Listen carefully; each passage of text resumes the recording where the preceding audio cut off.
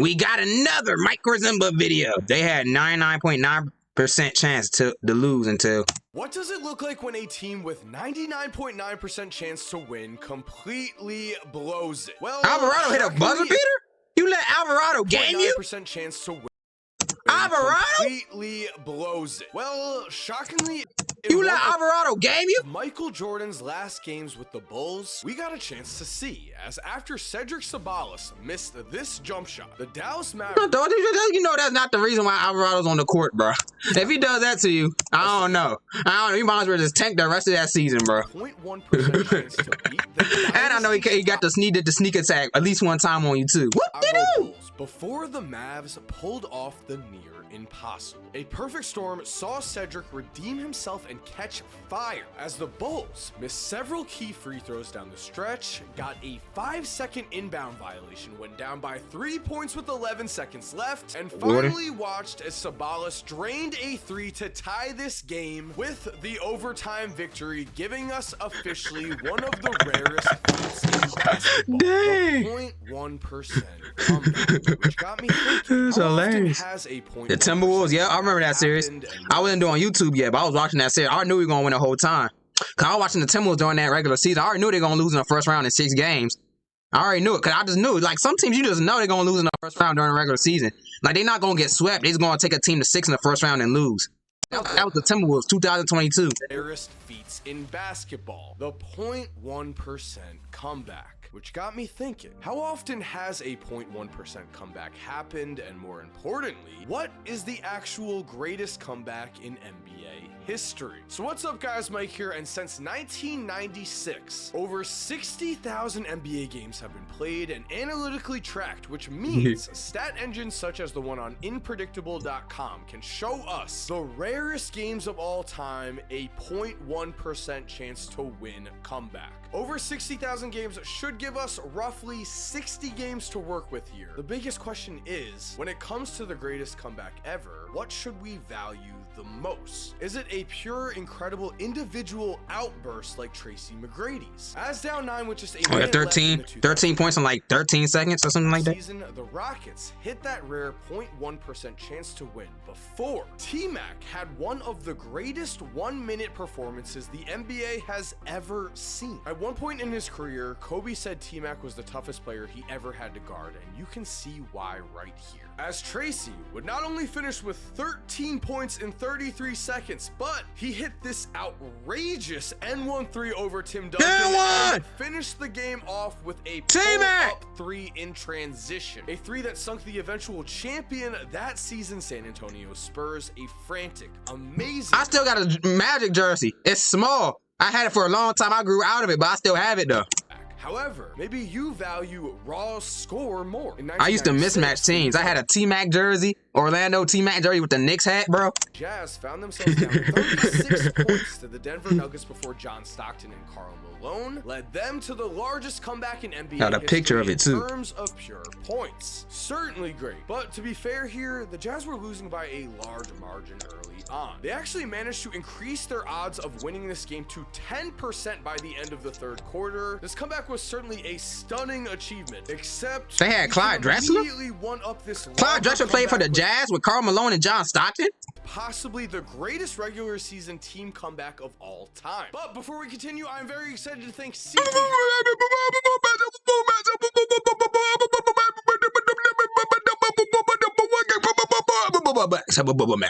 Max, Mike.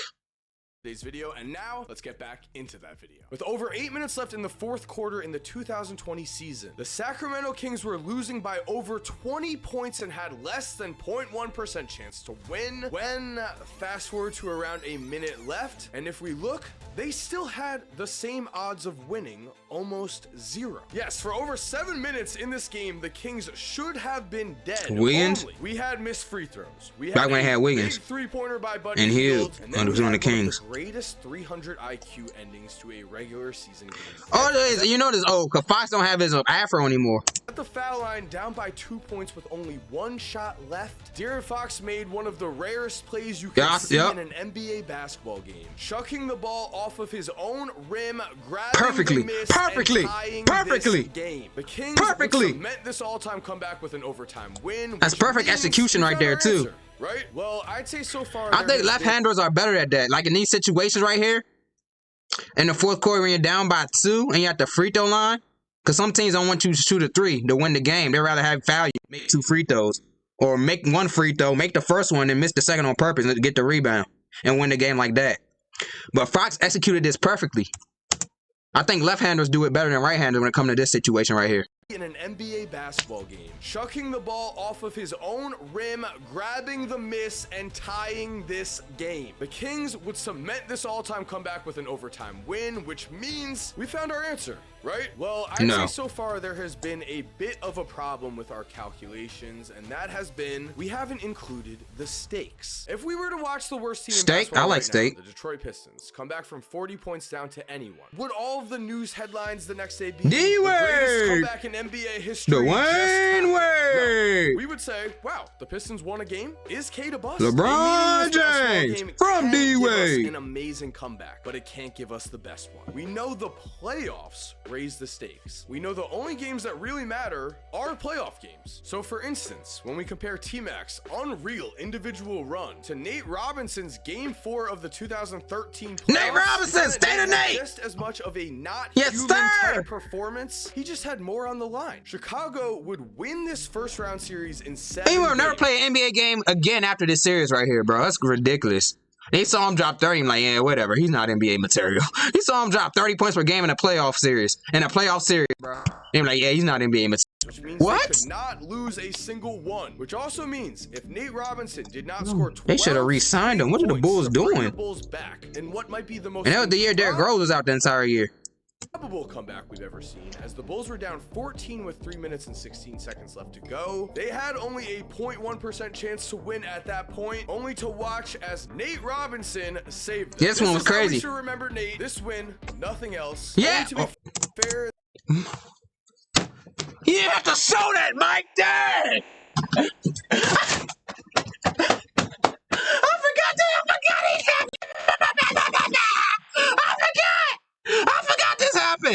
I forgot, dang, Mike. I thought you were showing his highlights. I ain't know you were showing this. Mike.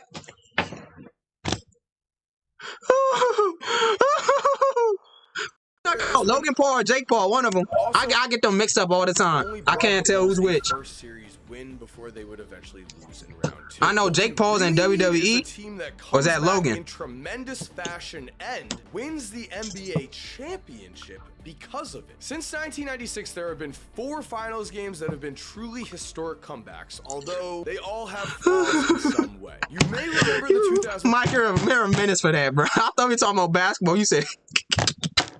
This man, oh yeah, that's right. You got knocked out. 13 finals, where after LeBron James, you got knocked out. Pointer down by 5 in an elimination game 6 with just 23 seconds left. The Heat were given just 0.7% odds to win. They were in as bad of a situation as anyone could be in. Speaking of, hold up. % odds to win. They were in. Slow.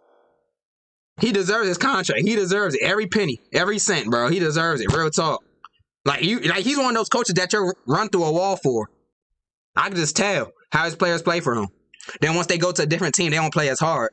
Like he has that like ability. Like he'll just if he's your coach, you're gonna run through a wall for him just because you know what I'm saying. He believes in you and he coach you hard.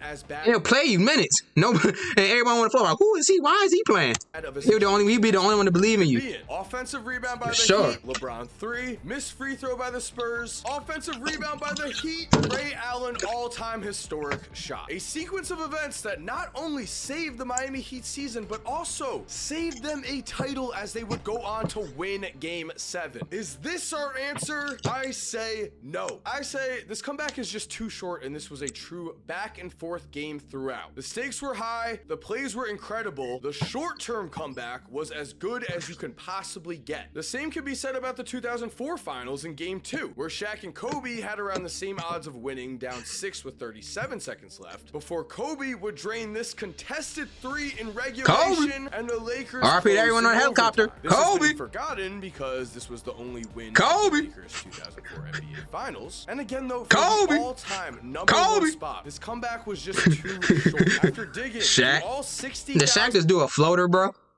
I know Shaq did not just do a floater.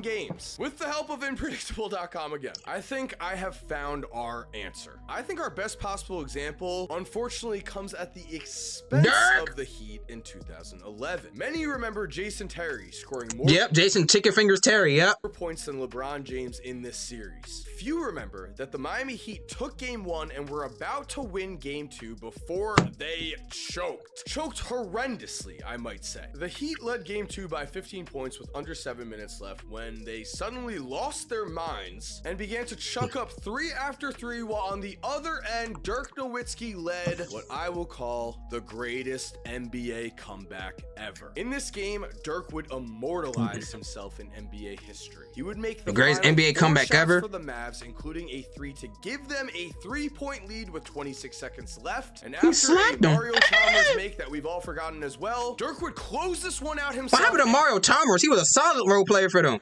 The NBA like, you ain't doing anything. Whatever. You ain't doing anything. Mario Chalmers make that man was a solid role player, bro. Could have won another ring or two in the right situation, but you know what I'm saying? They don't want him for some reason. I don't know why. Maybe he tried to fight LeBron. I don't know. Forgotten as well. Dirk would close this one out himself, and no overtime was even needed. Dirk! If the Heat win this game 2, they're up 2-0 in the series. It is very likely they win the 2011 NBA championship. It is possible a lot of people say that LeBron. I remember Dirk was in the All-Star game one year. He dunked the ball and went like this.